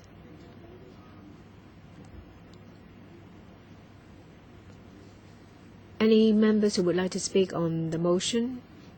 If not, I will put it to a vote.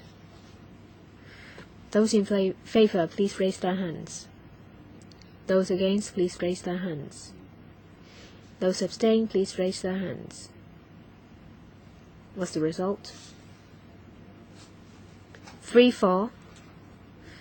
No against and no abstention.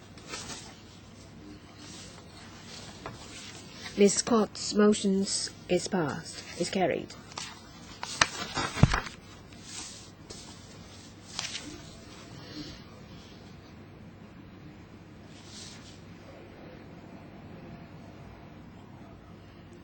Members have made comments on the proposed tariff increase by the two power companies. Any increase will affect members of the public, especially given high inflation and a poor economy. They are very concerned about the future development, including fuel mix. Nuclear energy is more environmental friendly and cheaper, but because of the Fukushima incident, the administration needed to reconsider.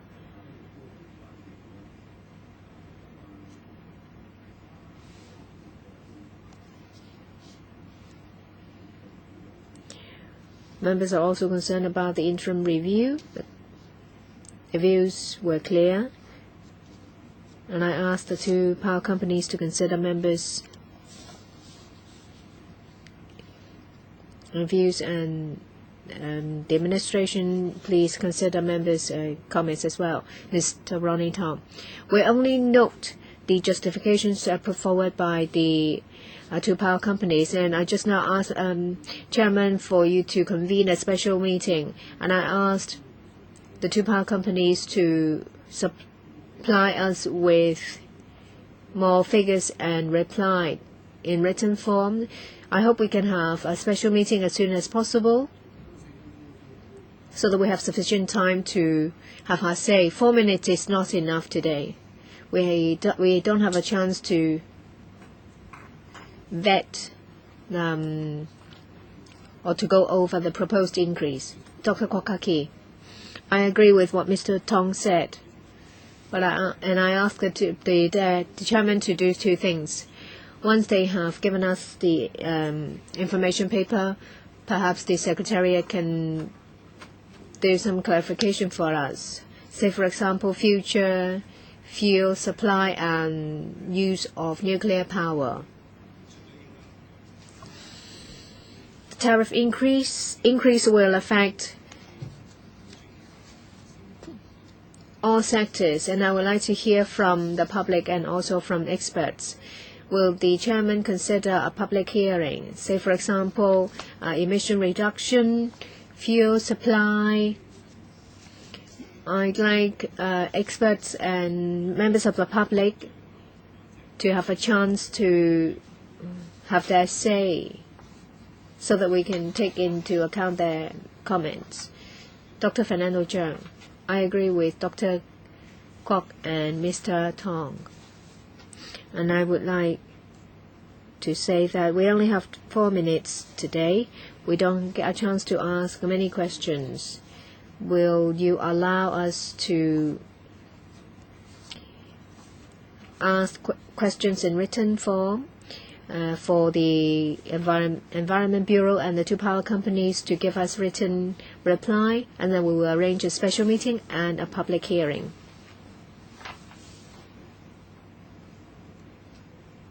Well, I will reflect your views to the administration and the related organizations.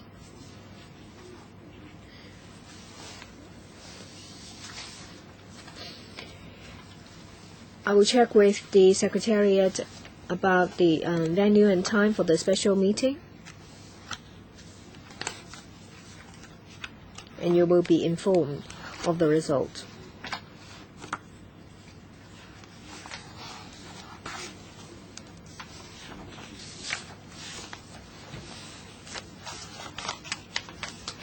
I hope that you will reply to the panel as soon as possible once you've got the information. I have made a concluding remark. I hope that we will all be doing our bit towards Hong Kong's economic development.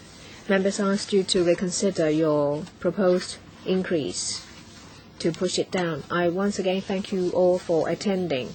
Next is any other business.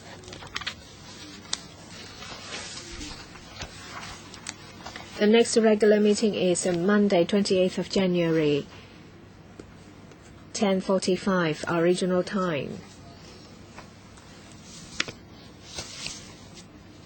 If we have any other meetings before that day, you'll be informed. Thank you.